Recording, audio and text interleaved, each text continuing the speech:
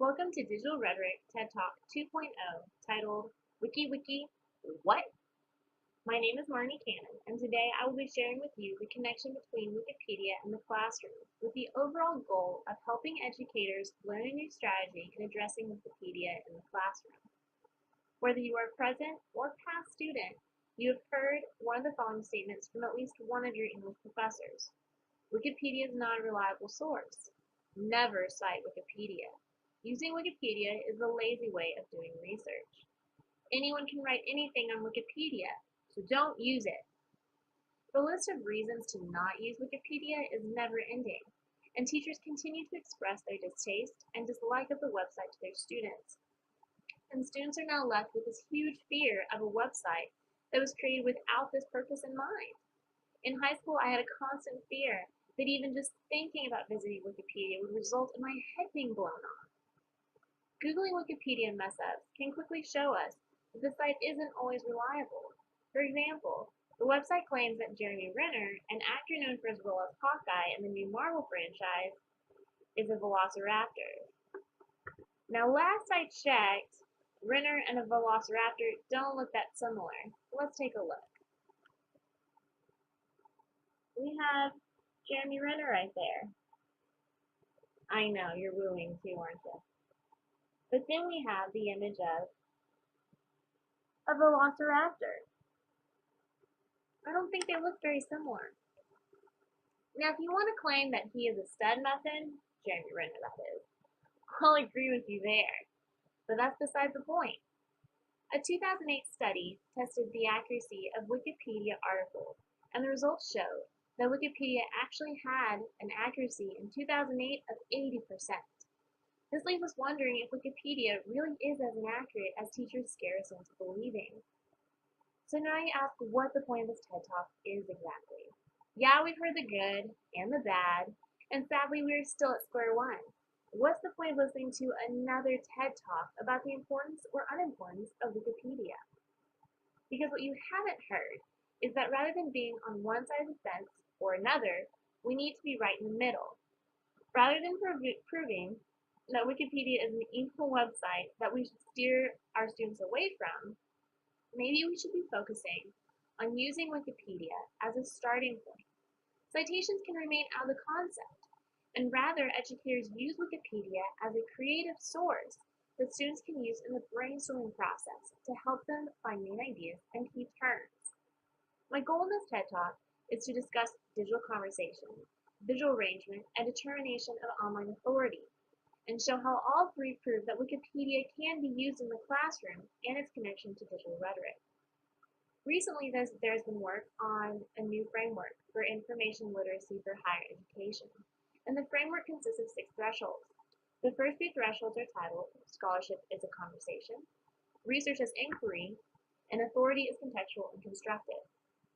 I think that if a student could take anything away from digital rhetoric, it'd be recognizing how strong the connection is between digital rhetoric and these 3 thresholds. Wikipedia is the perfect example of all 3 of these thresholds being applied within digital rhetoric. Conversations are not limited to just face-to-face interactions. In the digital environment, conversations of new and current ideas are continually being created and discussed. This medium is also the perfect environment in helping someone find conversations and learn where they want to include themselves in the conversation. As the threshold points out, the conversations are continually being discussed and a new researcher can enter at any time. Though some educators would not see the connection, Wikipedia gives students the ability to find conversations that interest them and help them on the road of finding their topic. If used correctly, students can research a certain conversation on Wikipedia to help them better understand an overall idea. Wikipedia is the perfect place for new ideas and concepts to form, and teachers can take advantage of this by encouraging students to use Wikipedia as a building block to help them in learning where to go in their research. Participating in the conversation can also be found in the layout of Wikipedia. Delagrange makes the point in her digital book, Technologies of Wonder, that many creators of websites are still limiting in the tools that they use when forming the layout of their web pages. Rather than using many different layouts to help appeal to different personalities, many stick with only text, or pictures in text, or rely too much on pictures. Wikipedia, though, uses a variety of different layouts depending on what the author thinks is best in helping the reader visualize and comprehend the information.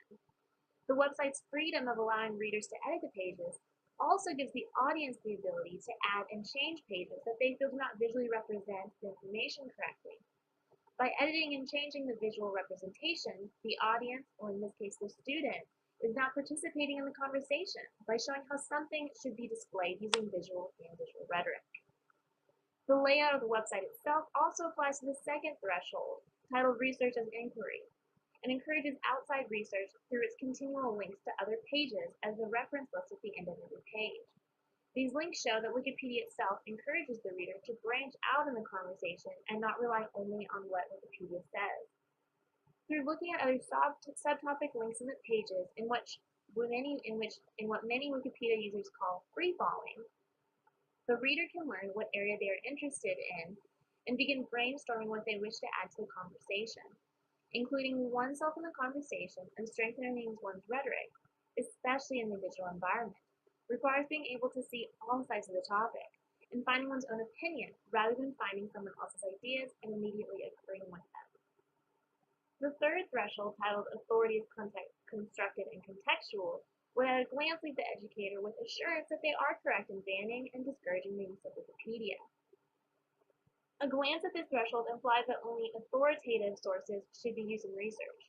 But after the closer review, the threshold itself says that authority is viewed with an attitude of informed skepticism and an openness to new perspectives.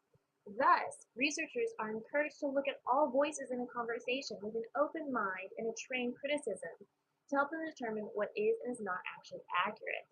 In the context of Wikipedia, students should be encouraged to use Wikipedia as a starting source, where they can gather information while being aware that everything they read will not possibly be accurate, and they need to continually look into other sources in helping them back up the information they wish to take from Wikipedia.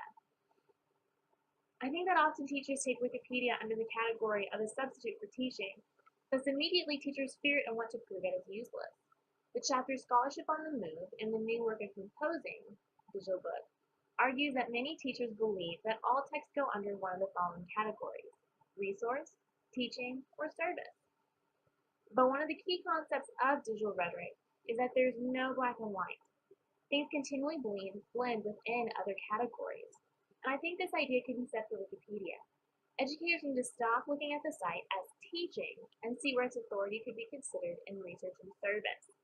Wikipedia's goal is not to replace the teacher's authority in the classroom. Its goal is to show its authority as a digital resource for readers and servicing them by better understanding concepts that the educator might only have a small amount of time in class to discuss. Students have a lot of pressure on them when it comes to research in their English classes, perfecting the ever-changing MLA or APA formats, finding information that is actually helpful, making sure to create a topic that is not too broad or too narrow, and always appeasing the grammar Nazi professors that they will encounter at some point. Fearing the use of Wikipedia as a starting source should not be added to their list of fears and worries. What I hope you as the audience took away from this TED Talk is the realization that Wikipedia can be useful in the digital rhetoric environment and is a safe resource for students to use in helping them gain the courage, knowledge, and ability to enter into a conversation. The job for the teacher is to switch from instilling fear into their students and rather training them on how to appropriately use the website. I'll see you for a second.